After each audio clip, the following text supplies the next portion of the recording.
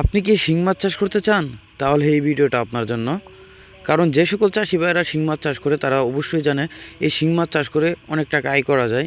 তো যে আপনারা সঠিক নিয়ম এবং কি সঠিক পুকুর প্রস্তুত জেনে রাখবেন তাহলে আপনারা শিং মাছ চাষ করতে পারবেন। তো যে সকল নতুন এবং পুরাতন চাষি ভাইয়েরা শিং মাছ চাষ করে লাভ করতে পারছেন না, লসের মুখোমুখি হচ্ছেন, তারা এই ভিডিওটা দেখেন, অবশ্যই কিছু হলে আপনাদের উপকৃত হবে। তো সর্বপ্রথম বলবো, আপনারা শিং মাছ চাষ করার ক্ষেত্রে আপনাদের মেল এবং ফিমেল মাছের পোনা যাচাই করে আপনাদের পুকুরে মজুত করবেন, তাহলে আপনারা মাছ চাষে আয় করতে পারবেন। কারণ ফিমেল শিং মাছটা খুব দ্রুত বড় হয়ে থাকে। আপনাদের 70% রাখবেন ফিমেল শিং মাছের পোনা এবং 30% রাখবেন আপনারা পুরুষ মানে মেল মাছের পোনা। তো আপনারা যদি এইভাবে পুকুরে পোনা মজুত করেন আর যদি পুকুরটা আপনারা সঠিকভাবে প্রস্তুত করতে পারেন তাহলে আপনারা শিং মাছ চাষে লাভবান হতে পারবেন। শিং মাছ চাষ করার কারণ হচ্ছে বাজারের দাম বেশি, প্রতি কেজিতে সাধারণত 400 থেকে 700 টাকা কেজি বিক্রি হয় এবং কোম্পানিতেও বাঁচতে পারে এবং এই মাছটি মরার হার খুবই কম থাকে।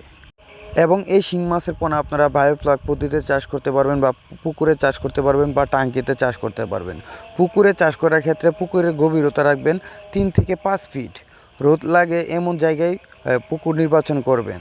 চুন প্রয়োগ করবেন প্রতি শতকে 1 থেকে 1.5 কেজি হারে এবং সার প্রয়োগ করবেন এবং গোবর, ইউরিয়া, টিএসপি সার প্রয়োগ করবেন।